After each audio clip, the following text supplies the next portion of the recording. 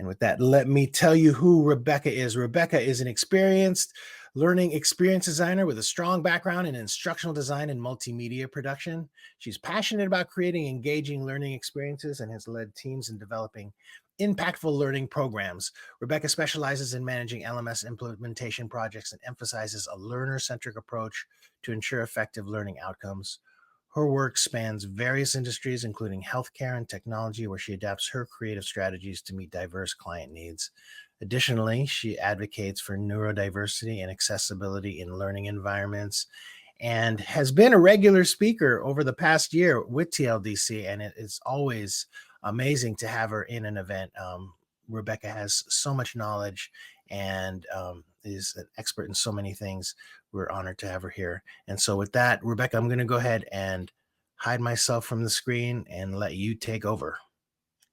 Awesome. So thank you so much for that introduction, Louise. Thank you so much for joining, everyone. Today we are talking about executive persuasion and building the business case for accessibility. Just before we get started, I want to give you a little bit more about me. I actually run a company called EB Graphics and Consulting. And as Louise mentioned, we do all kinds of things, right? But we focus more so on accessibility. So any kind of videos, graphics, illustrations that are custom, training, learning and development, processes, procedures, all the things, right? We try to make sure that it's accessible, usable for all, and I consult directly with businesses. So I'm business to business, B2B, and this is what I do.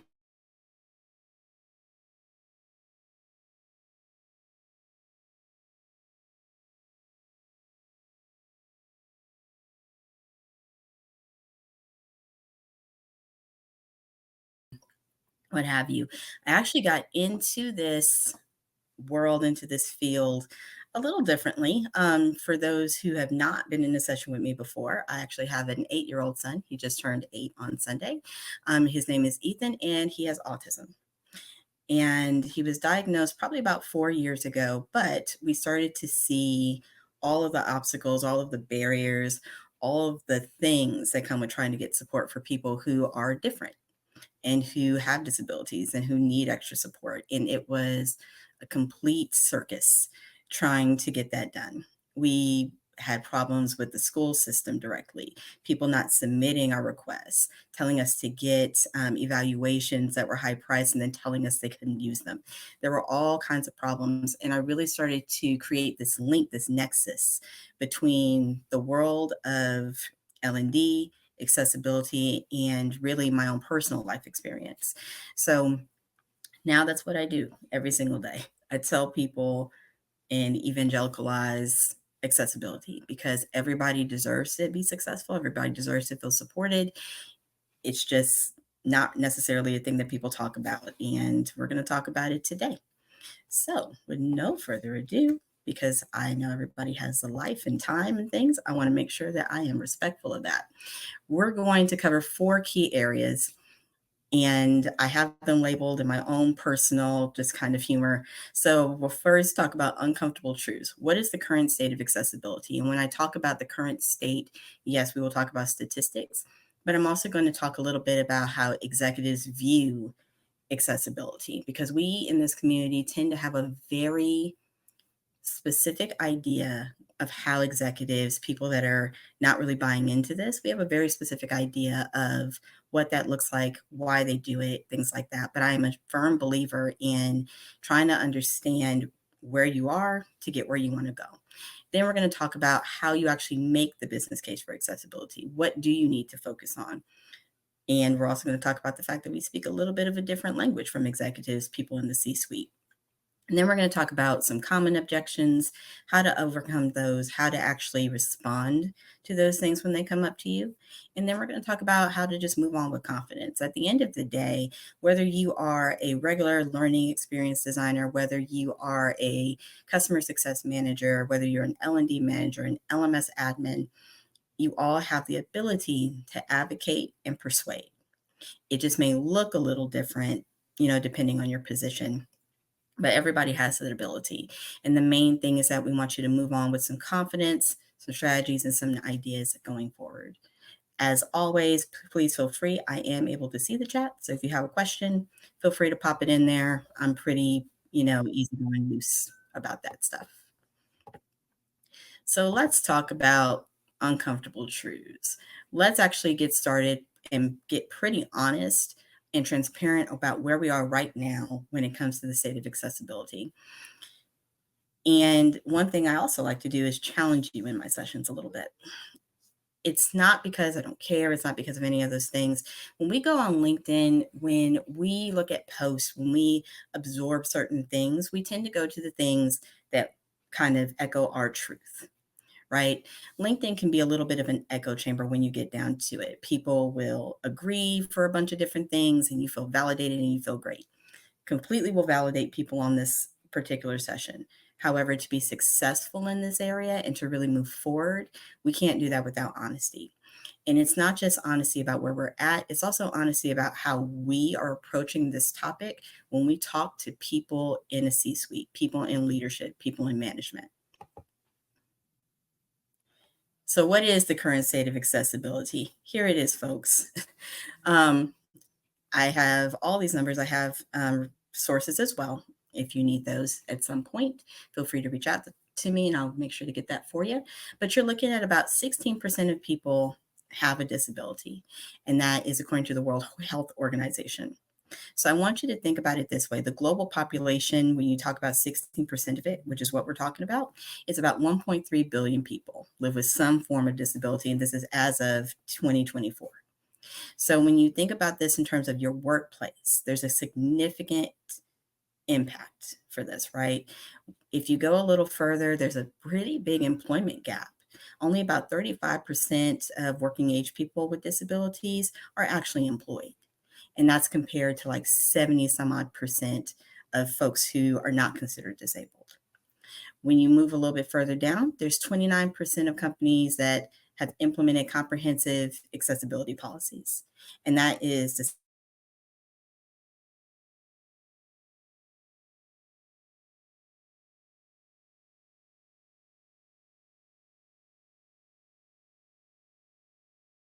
progress.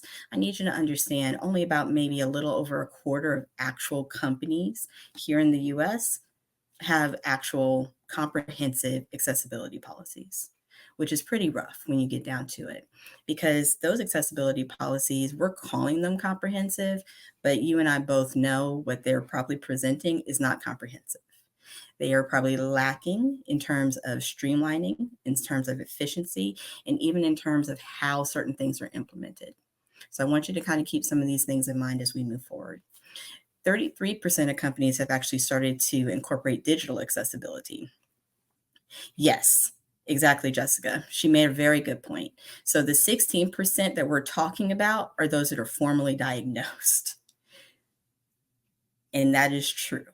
So there are plenty of people who are not diagnosed. Good example, my son, he was diagnosed at the age of 4. I suspected he was autistic, probably around the age of 1 or 2. There were just some telltale things that as a mom, I just knew. And I'm like, I'm pretty sure my son is on the spectrum. Nobody would diagnose him before the age of 4. So it's a situation where we look at a lot of these numbers and I need you to actually inflate them a bit. Because as somebody else just mentioned, right, if you don't disclose it, some people will pretend like it doesn't even exist. We all know it exists. And I really want to make sure that people understand that. I will never invalidate that. Just because somebody is diagnosed, just because you can't see the disability, absolutely does not mean that that's, not real. One of the most important things I do want to point out, though, is when we talk about implicit bias, because that really does fuel a lot of different things, right? It fuels a lot of the policies, the procedures, all of this stuff. When we talk about implicit bias, when we get into that implicit bias towards people with disabilities has maybe changed 3% in the last 14 years. We just celebrated the anniversary of ADA, and that was signed into law in 1990. So when you really think about what we're talking about in terms of numbers, we are not moving in a very great direction. COVID-19 definitely gave us some sea legs and it gave us some exposure, right? Because that became like an urgency. But we have not really been successful in moving that needle forward. The 16% is not only the ones that have reported their disability to their employer, so it's worldwide. Great question, though, Julie. But when we're talking about implicit bias, I want you to think that all of these things affect school, it affects employment, it affects just standard living. And that's why you have such a huge employment gap. People still have these implicit biases, they still have all of these thoughts, even if they don't mention it. And the thing I'd like to say is right now we're all talking about it, which I love. I think it's fantastic, right? We're all embracing it. It's great.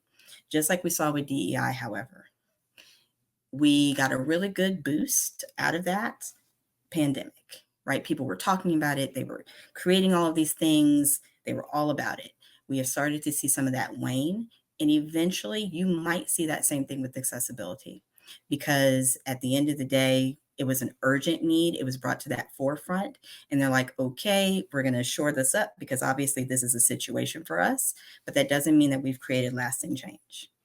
So, what we're really talking about today is a way to create some more lasting change by actually speaking in a way that these executives can grip onto and in a way that they can understand. So, what are executives thinking? What are they thinking? What are some of their hangups? What are some of their stuff? As a matter of fact, if you don't mind, answer that question for me in the chat. When an executive says no to accessibility, what do you think drives that? Out of curiosity. I know there's something on the screen, but I want to just kind of hear a little bit. Resources, costs, no ROI, ignorance, costs, legal risk. Yeah, there's a lot of things, right? There's a lot of different levels. There's a lot of different layers to this. And depending on your executive, there will definitely be certain things. But I want you to think that around 58% of executives don't prioritize accessibility for whatever reason. There is absolutely stigma with some folks. There's time, there's cost, there's lack of awareness. There are some legal worries, there's some backlash worries. I've absolutely had people talking to me. They seem like they really want to buy into this, like they want to do it, but then they start talking to me about social media and backlash and how they're scared of just being lampooned on social media. Some people might say that that's an excuse, but I'm going to talk about that later as to why we need to slightly reframe that for ourselves to get to the outcomes that we want. A lot of executives that I've met are pretty decent folks. They tend to look at things from just a different lens. But when you get into like a greater holistic standpoint of executives, we're talking about resource constraints a lot and ROI a lot. So they don't necessarily understand how accessibility can bring them to a next level. They don't understand how to talk about these things with stakeholders.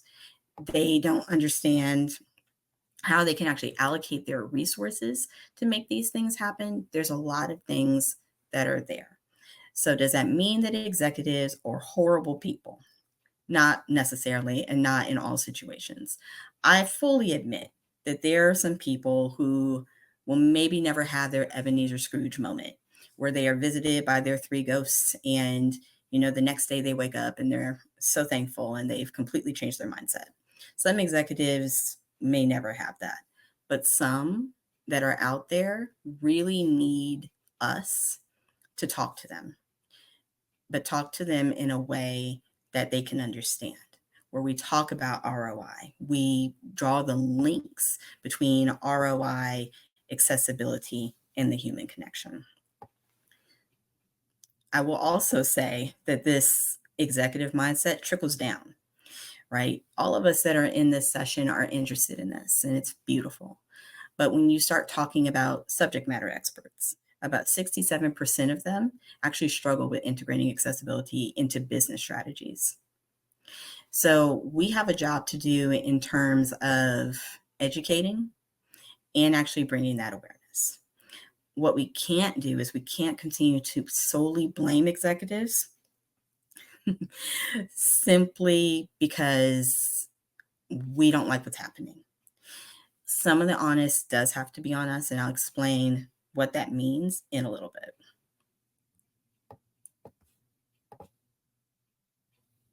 Mm-mm. Okay. So we're going to talk about the business case. If what we're doing isn't working, and we know it's not working to the best, right? Where we are talking to them, we are telling them things, and we're like, well, why don't you understand this? For example, just, and you can type whatever you want in the chat. If somebody were to ask you why they should buy into accessibility, what are some of the things that you're going to say? And it can be anything, it's completely open forum.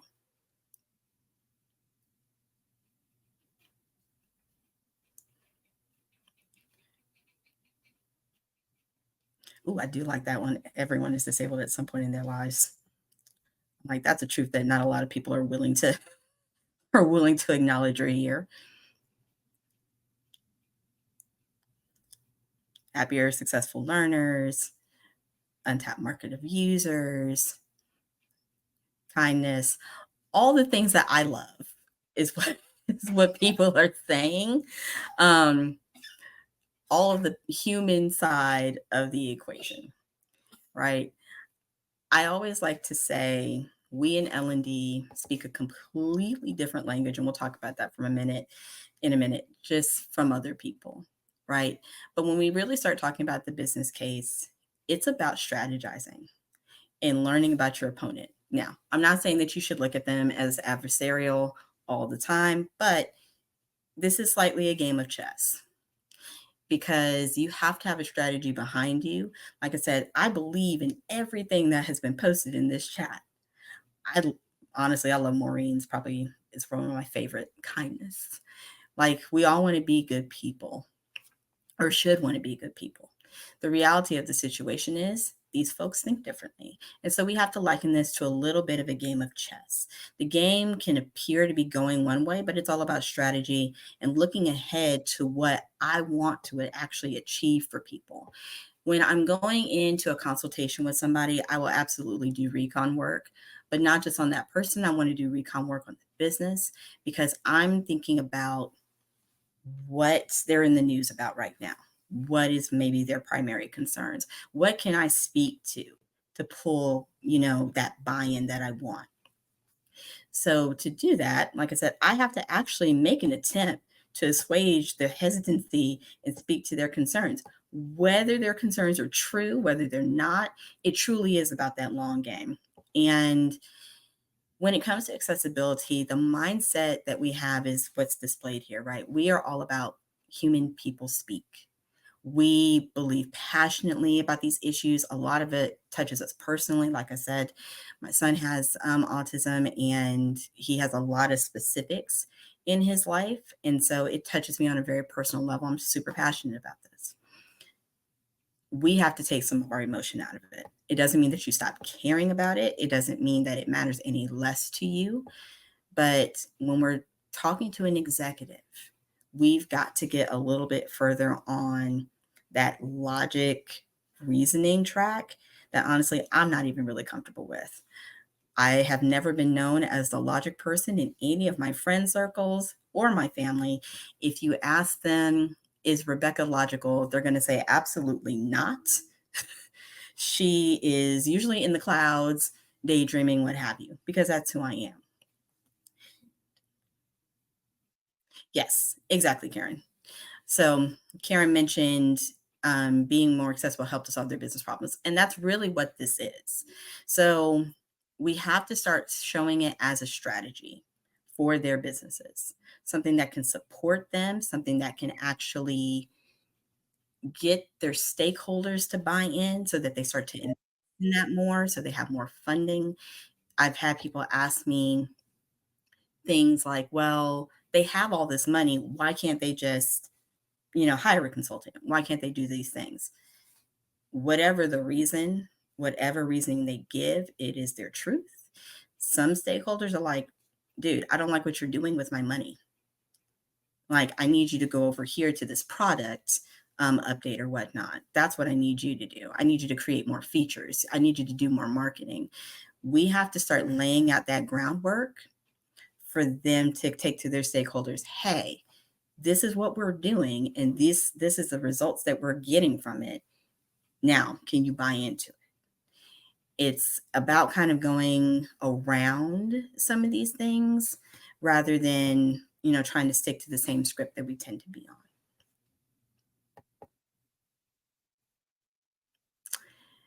I said, it's all about the language that we speak. L&D, we're completely human-centric. We talk about learners. We talk about their experiences. We talk about all of these things. Executives, not so much. They're looking at core objectives.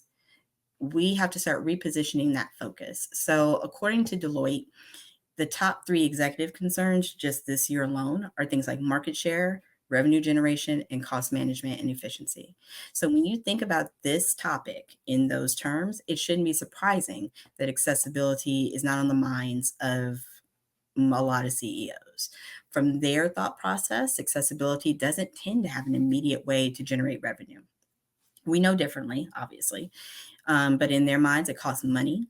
Implementing it can be an exercise in creativity because they sometimes don't know what to do. They don't.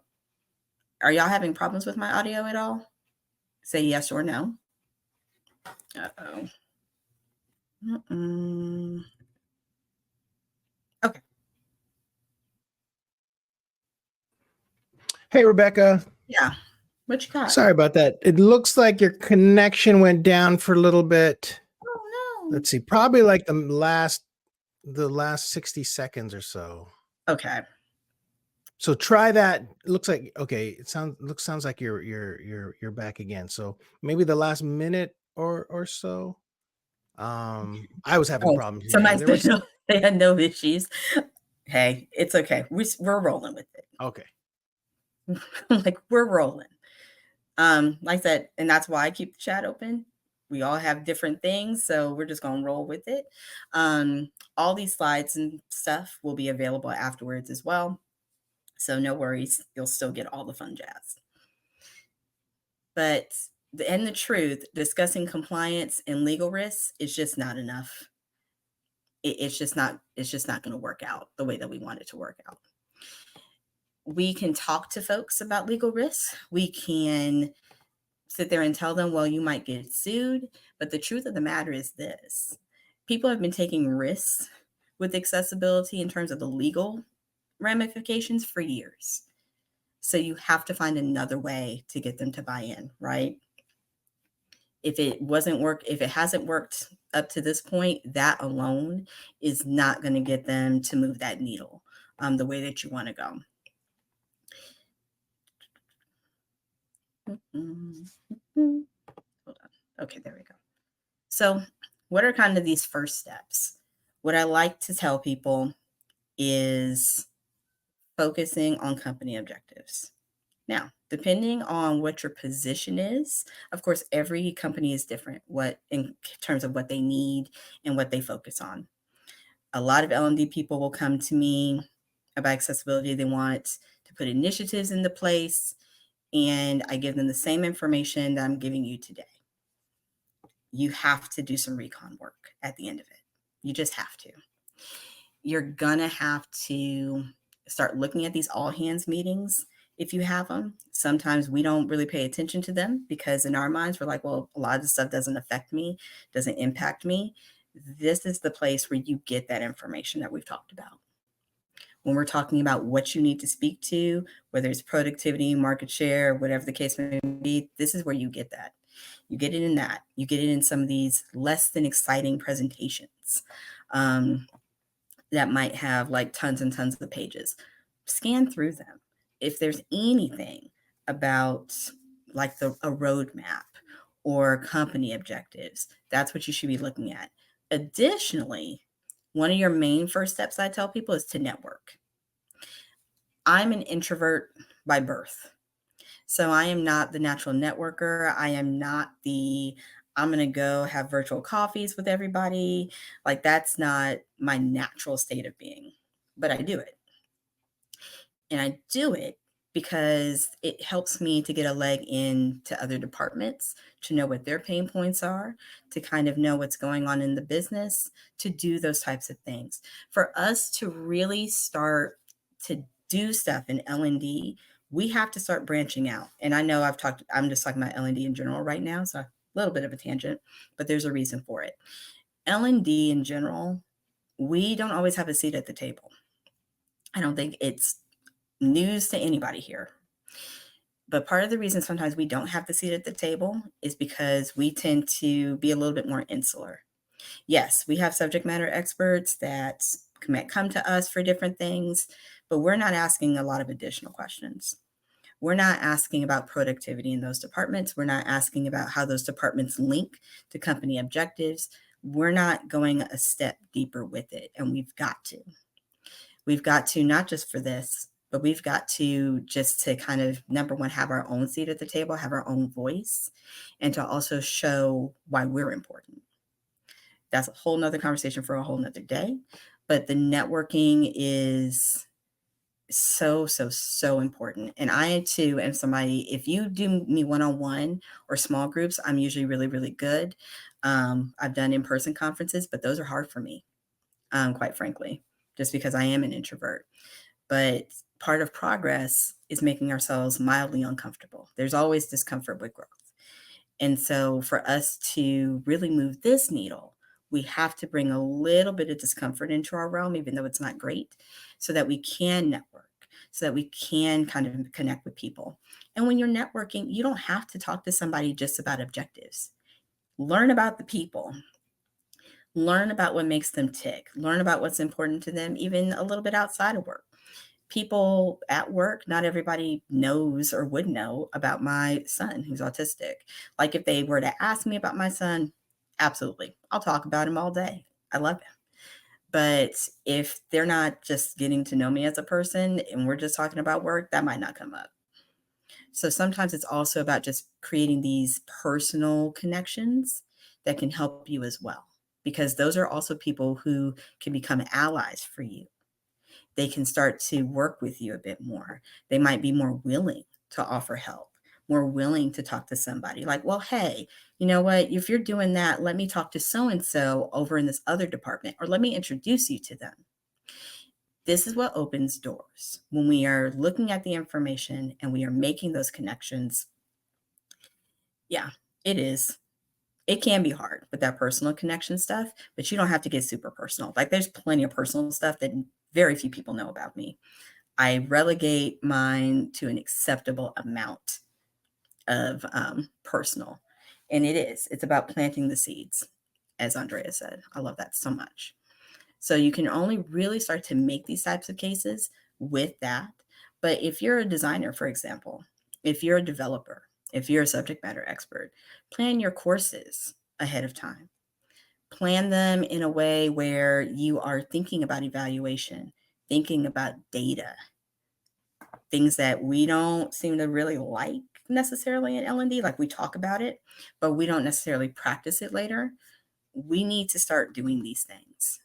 So when you're planning a course, when you guys are mapping this stuff out, there should always be talk of evaluations. There should always be talk about data and how you can actually come back in a month to 3 months and look at your numbers. That has got to start being a core component of what we do. There is not a project that I am in charge of, like me, where we are not talking about data and we are not talking about evaluation and we are not planning a follow-up in a month to 3 months so people can see that progress and so we can start to get some more buy-in. Like we've got to start mapping that out a little bit better.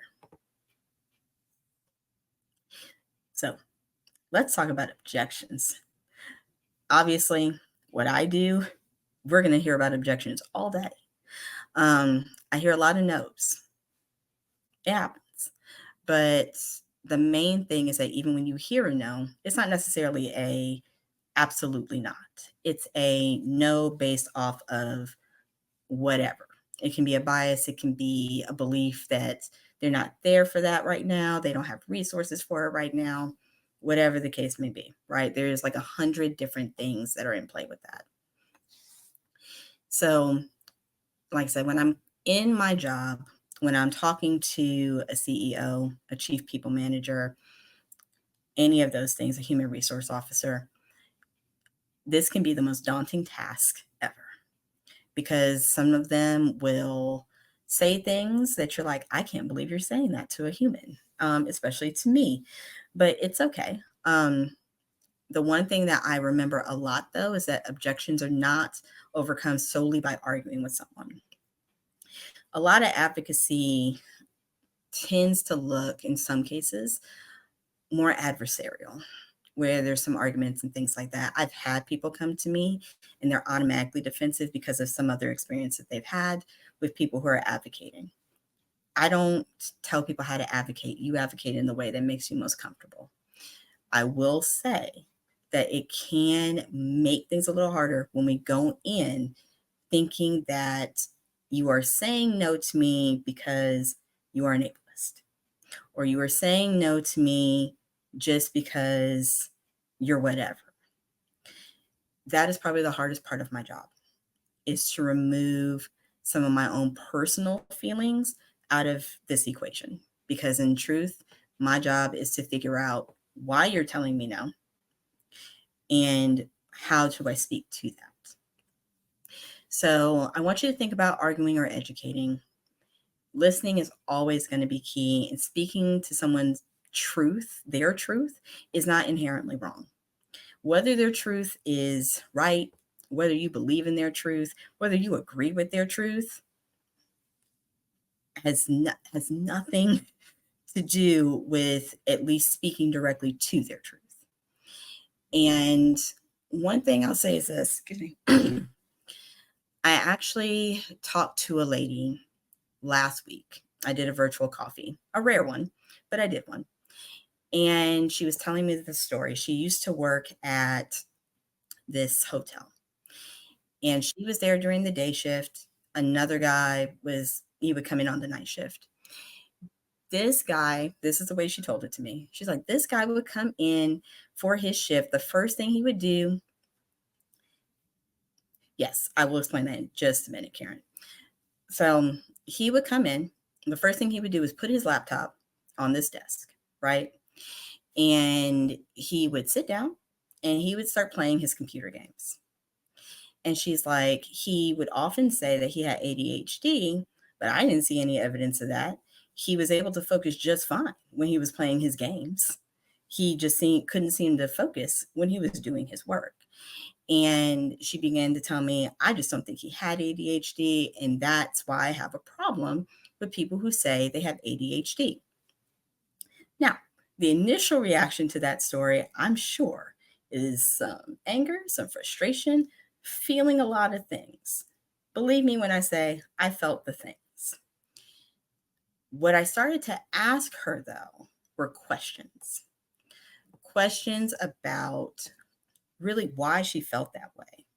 Was it just because he was playing games? Was it just because it was frustrating for her? She's like, I just don't like the idea. I just don't like the idea that people can go around, say that they have this thing, and then all of a sudden, we don't expect them to do work, and they just get away with being lazy or not doing work. Again, I'm sure people are feeling all of the things. Valid. 100% valid. In all honesty, I didn't even expect that to come out of her. She seemed like such a nice lady at the beginning of this meeting. And she continued to be very polite and very nice. But what I went ahead and did instead, after asking her these questions, I explained to her about how ADHD can present differently. That focus on the games may have been anxiety induced. You don't know because everybody's a little different. And so then we started talking about accountability, because her crux just seemed to be that, we're just not holding these people accountable. We're just letting them do whatever. And what I reflected back to her was that, it sounds like a matter of accountability. She acknowledged it. And then I went on to say, accommodations are what make accountability fair and what actually makes it possible and able to run in an organization. And what I explained to her is something that I kind of use as an example about babies. While people with disabilities are not babies, I've discovered that folks, kind of in this realm a little bit, relate more to babies. They're a little bit less scared of the baby concept. So I asked her, would you expect a baby to just stand up and walk unsupported? Would you expect that? She's like, absolutely not. I'm like, exactly. So if you really want somebody to walk, if you really want them to be successful, what are you going to do with that baby? You're going to support them. You might, kind of help them walk. You might kind of hold them, guide them until they're ready to walk on their own, or and when they're ready to develop that skill, and then they're going to be fine. It's similar to this world of neurodiversity and this world of accessibility and accommodations. Nobody's saying that these people can't work. It's not saying that they're lazy. It's not saying any of those things. They need that extra support, and that's okay. But if you want to start talking about accountability, you have to give people the support. You cannot expect people who need support to just do the thing. That's really not how that works out. And she actually understood that and was fine with it. It was really wild, to be honest with you, because in my mind, she had gone from just saying people are lazy to actually really being able to digest. But if I had gone to her and gone to my first inclination, which is, why are you so uneducated today? How do you think she would have reacted to that? Just curious. You can put that in the chat real quick. It probably wouldn't have been the best laid plan or the best reaction at the end of the day. So instead of getting somebody to buy in, definitely defensive. Like instead of getting somebody to buy in, we would have had somebody who became even more closed off. Our jobs as advocates, and I say this a lot, it's not to necessarily argue somebody down to the ground. And this is what I mean by actually speaking to their truth. Obviously, I don't believe the things that this woman said, right? I don't believe it. I don't agree with it. I don't subscribe to her thinking. But I still have to speak to it. I still have to acknowledge that whatever truth is happening in there up top is her truth. It is her reality.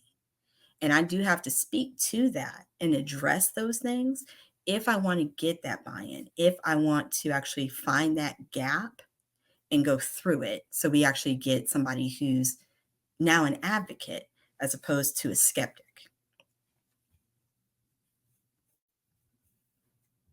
By the way, she was a very nice lady even after the conversation. It was just an awkward moment. So, common things that come up are going to be the stuff that y'all mentioned earlier. The only thing that was a little different were things like priorities. So you might hear it costs too much. You might hear we have different priorities right now. I've had people say it doesn't legally apply to us. We don't know where to get started. We don't have anybody who knows what they're doing with this. And social media backlash is also a big one. Marin, very good question. So one thing that she mentioned is that in that particular scenario, the guy was haphazard. So he just really didn't seem very organized. He really would get some things done, but he wouldn't get a lot of things done.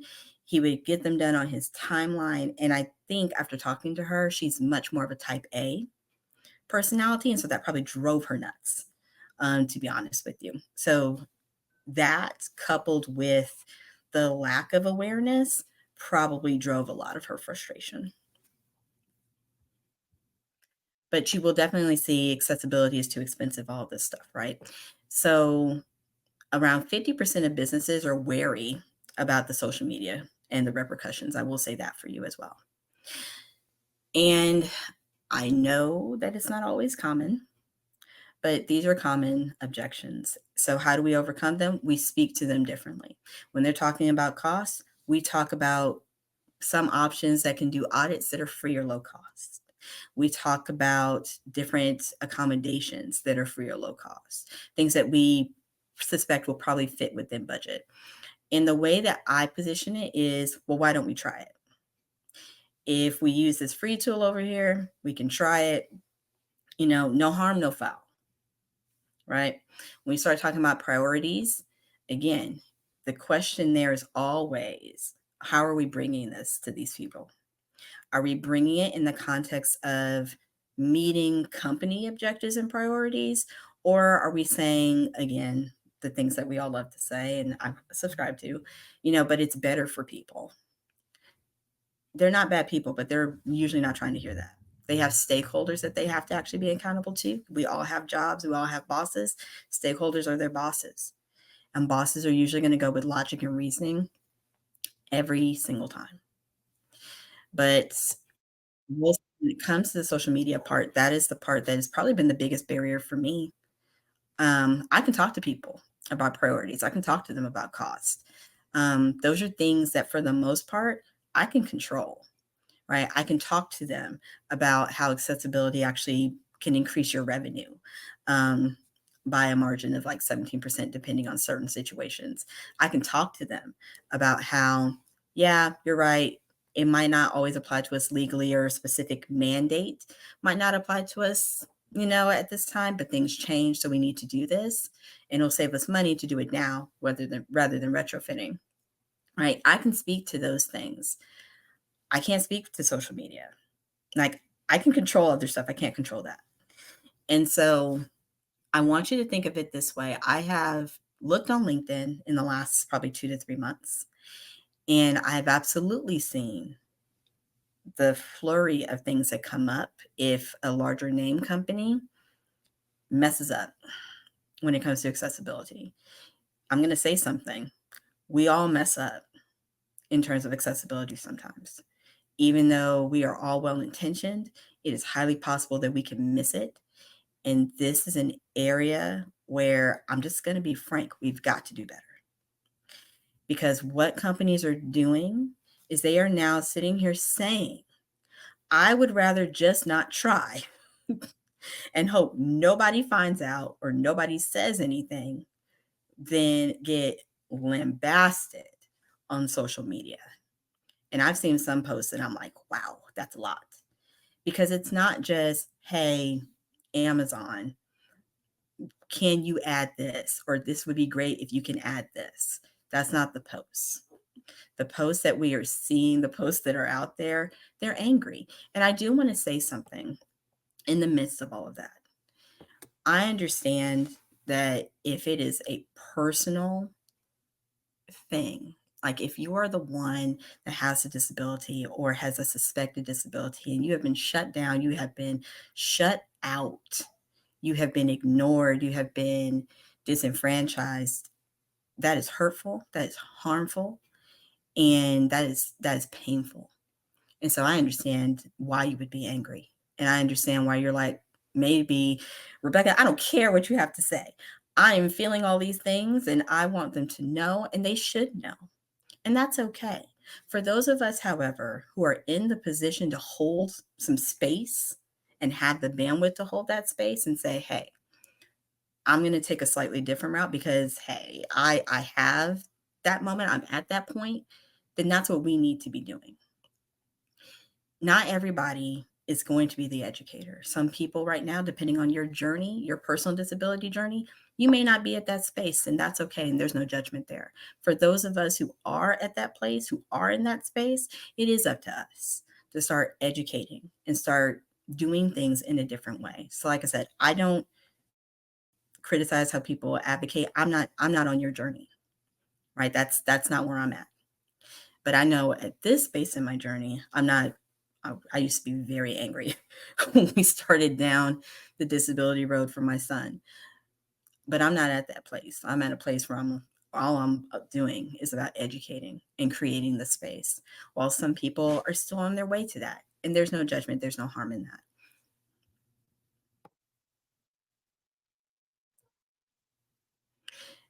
I said it earlier, but I'm going to say it again.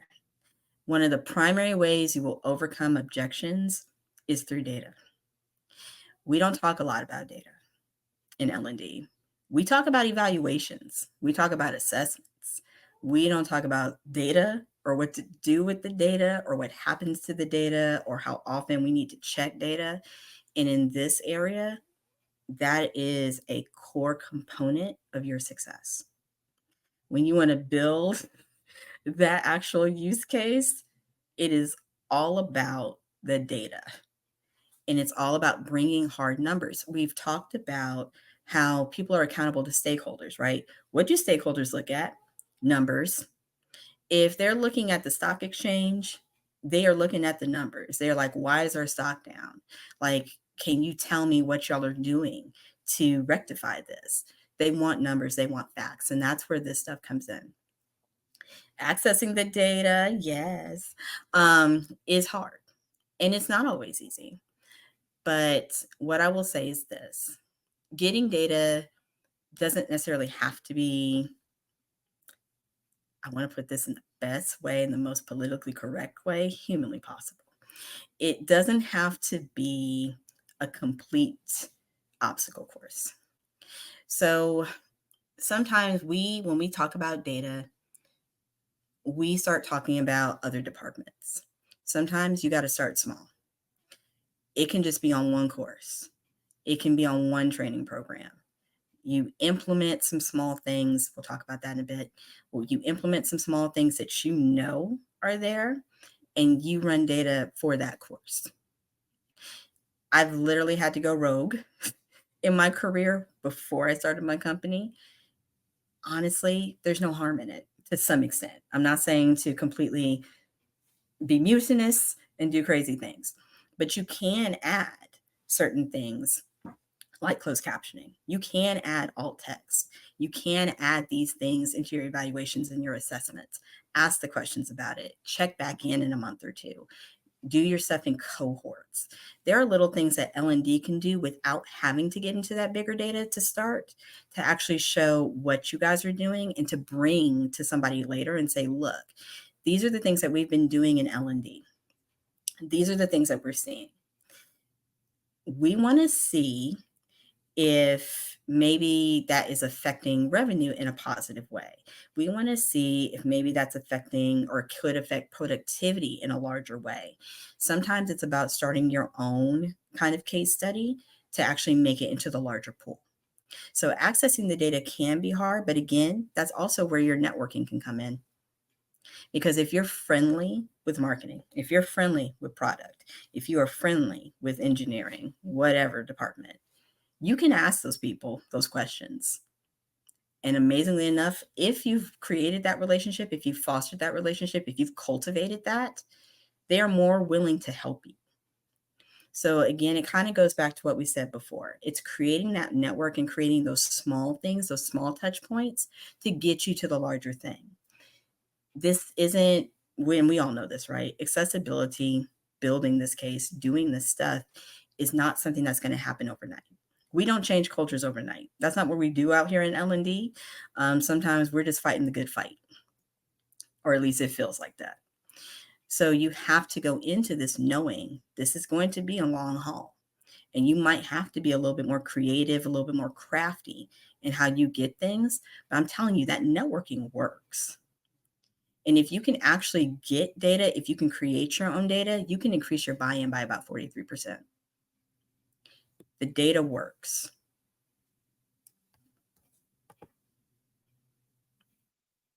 So how do we move on with confidence, right? And even if you have to slightly fake that confidence, how do you actually get it? How do you actually build that? Because that's an actual real skill. I usually tell people, find an ally, find a friend. Remember that networking stuff? Create allies out of those people. That networking component, and I am going to hammer it until the end of time. The networking component is really going to be a huge factor, not just for this, but for a lot of things you want to do in L&D. You want to get better with those subject matter experts. You want that weird subject matter expert who's been bothering you to maybe do a few different things and maybe act a different way. Start networking with them. Start actually getting to know them a bit better. and showing them that you're on the same team and talking to them, it usually mellows out. That's an extra tip that has nothing to do with accessibility, but it does work. Essentially, what you're wanting to do is build a community within your organization. That's what I do. I go into organizations that are completely kind of fractured on this subject and build a community. And it's not always an easy build. Some people are hesitant to talk about it. Some people don't want to talk about it. In our current political climate, whichever way you lean, it can be a bit touchy. And some companies don't really want to do a whole lot with it right now because they're gun shy. So it's not always an easy situation. And it makes me uncomfortable on most days. But the truth of the matter is, this is important to you. I know since you're on this call, you've got to start building that community. You've got to start maybe creating an employee resource group. If they have webinars that you can randomly run, a newsletter, all these different things that all these companies have to build culture, start normalizing these conversations, folks. Start having real conversations, start talking about it, start making it completely normal. And that will also help you build your confidence. So if you are working on a course, if you happen to be a designer, and you're able to do a few things, you can add closed captioning. You can usually do that without a whole lot of permission, to be honest with you, alt text, things like that. Talk to your boss about it. Be like, yeah, so for that course, I did this. Make it normal. Most people are not going to sit here and be like, well, why did you do that? Why did you put closed captions on that? That's not really how that's going to go. Why did you use alt text? Like, why did you do that? Usually not the question that's going to be raised, right? Even with that being the case, you can then use that as an opportunity to educate and to bring that other person in. I will tell you also again, start small. We tend to get lofty ideas where we want to do roadmaps. We want to do all the things. We want to map things out for 12 months, 6 months, things like that. You may have to start really small. You may have to start with one course, one lesson, one module, whatever the case may be. But it's all about taking the time to get to know your people, get to know your audience, and allow you time to get comfortable with the way that you want to position this, the way that you want to network, the way that you want to bring this to folks. So it's also finding your voice as well when you're going through this building your confidence phase. And now that I've taken up pretty much the entire hour, which I did not plan to do whatsoever, you can feel free to add questions. I do have my LinkedIn and stuff here. Something else I want to mention, I am, we talk about building a community a lot. And what I decided to do was I'm building and launching a membership-based accessibility think tank is what I'm calling it, where essentially if you have questions about accessibility, if you have questions about designing for accessibility, if you have any of those things, I will literally help you. I will be very active in this group. You can set up appointments with me. I'm going to have templates, resources, all the things, because I am at that point, like I said, where I can hold the space for other people. And I'm at a point in my career where it's my turn to support others. So I will put the link for that. I'm hoping to launch it late this week, early next week. But you can give me your email in the Google form that I put in here, and then I will send the official notification once that's done. But always happy to answer questions if anybody has any. Louise? Is Louise here? Not seeing anything in QA. Thank you so much, Rebecca. Let's see. I'm just checking here. Oops. Can you hear me? Yeah. Okay. Looking at through there. Yeah, I didn't see anything pop up that that set it aside, seeing lots of emojis for you. It was great. Thanks, Rebecca. I mean, you are always consistent as far as just being very pragmatic, practical about in your sessions. So I love it. Not my natural state of being. Oh yeah. You just save it for us, huh? Like, only save it for work. Right, right. That's great. Yeah, I'm just looking. I'm not really seeing anything. Um, and check out the form, everybody. Again, Rebecca, if you need help with your community, let me know. I know that just this particular topic, I know it's a passion of mine to bring it together and do all of that. So yeah, if you need any support, just let me know. So I'm so excited about it. Like I said, if you're wanting to, the link is there. Please feel free to fill it out. If not, and you want to connect with me on LinkedIn and ask more questions, I'm always available there as well. I post practically almost every day. So I'm always available is the key. Excellent. All right. So yeah, it's 9 a.m. Pacific time, and it looks like we're good. So, Rebecca, thanks again. Thanks for being part of the event, and Always. always appreciate your participation. The next session is going to be empowering instructors, mastering accessibility for inclusive learning experiences with Michelle King. Looking forward to that one as well. Michelle is a new speaker for TLDC, so it'll be great to be a part of that session. And that'll be coming up at 10 a.m. Pacific time in about an hour. So hopefully we'll see everybody there. Thanks, everyone.